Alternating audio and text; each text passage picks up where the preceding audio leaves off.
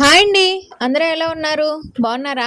ఎవరైనా మన ఇంటికొచ్చినప్పుడు వీళ్ళకి ఏం చేసి పెట్టాలి అన్న ఆలోచన లేకుండా చాలా ఈజీగా 10 నిమిషాల్లో రెడీ చేసి పెట్టే స్వీట్ అండి ఇది. ఈ మధ్యన ఫోన్ ఓపెన్ చేసి చూస్తే చాలండి ఎక్కడ చూసినా ఇదే డిజర్టు. మనం కూడా ఒకసారి ట్రై చేసేస్తే పోలా అని ట్రై చేశానండి. చాలా బాగుంది టేస్ట్ అయితే. అందుకేనా అందరూ తెగ చేసి పెట్టేస్తున్నారు అనుకున్నాను. ఇక ప్రాసెస్‌లోకి వెళ్ళిపోదాం రండి. ముందుగా ఒక పావు లీటర్ పాలని గిన్నెలో పోసి స్టవ్ ఆన్ చేసి పెట్టుకోండి. పాలు మరిగే టైంలో మనం ఏం చేద్దామంటే కొంచెం కస్టర్డ్ పౌడర్‌ని పచ్చి పాలు గానీ లేదంటే వాటర్ గానీ వేసి కలిపి పక్కన పెట్టుకోవాలి. పాలు మరిగాయో లేదో ఒక లుక్ వేద్దామా? పాలు మరగలేదండి ఇంకా. ఈ గ్యాప్లో మనం ఇంకో పని చేయొచ్చండి.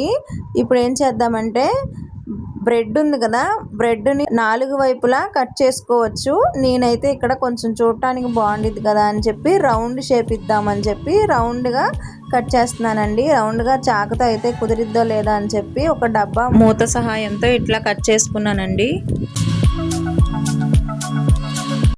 తర్వాత మనం బ్రెడ్కి 4 సైడ్స్ తీసేసాం కదండి. ఆ కట్ చేసుకున్న పీసెస్ ఏవైతే ఉన్నాయో అప్పుడు అవి మనం మిక్సీలో వేసి పౌడర్ లాగా చేసి పక్కన పెట్టుకుందాం. ఇప్పుడు పాలు మరిగిపోయినాయండి. పాలు మరుగుతున్నాయి కదా. ఇప్పుడు మనం కస్టర్డ్ పౌడర్ కలిపి పెట్టుకున్నాం కదా ఆల్రెడీ. ఆ కస్టర్డ్ పౌడర్ లిక్విడ్ ఏదైతే ఉందో అది ఈ పాలల్లో తీసుకొచ్చి పోసేసి ఉండలు కట్టకుండా స్మూత్గా కలుపుకుంటూ ఉంటే మనకి థిక్గా రెడీ అయ్యిద్దండి.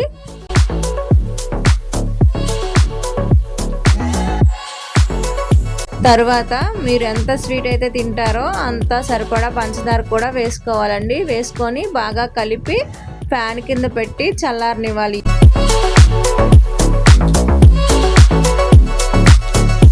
నెక్స్ట్ ఏం చేద్దామంటే ఒక బౌల్ తీసుకొని మనం ముందుగానే రౌండ్గా కట్ చేసి పెట్టుకున్నాం కదా బ్రెడ్ స్లైసెస్, అవి తీసుకొని వాటిని పెట్టుకొని నేను ఇక్కడ 3 పెట్టానండి.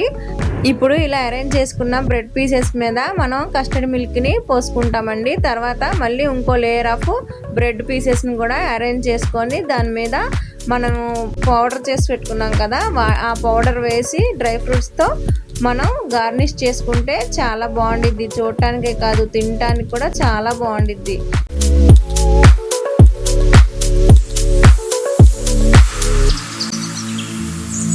దీన్ని కాసేపు ఫ్రిడ్జ్లో పెట్టుకొని తింటే చాలా బాగుండిద్దండి. కానీ నాకు కొంచెం కంగారు ఎక్కువ కదా, నేను ముందే తినేసాను. అయినా సరే చాలా బాగుందండి. ఎంత బాగుందో మీరే చూడండి. లాస్ట్లో అయితే బౌల్ మొత్తం ఖాళీ చేసి పెట్టాము.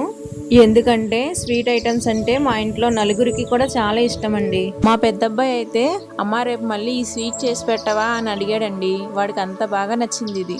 వీడియో నచ్చితే లైక్ చేసి సబ్స్క్రైబ్ చేయండి.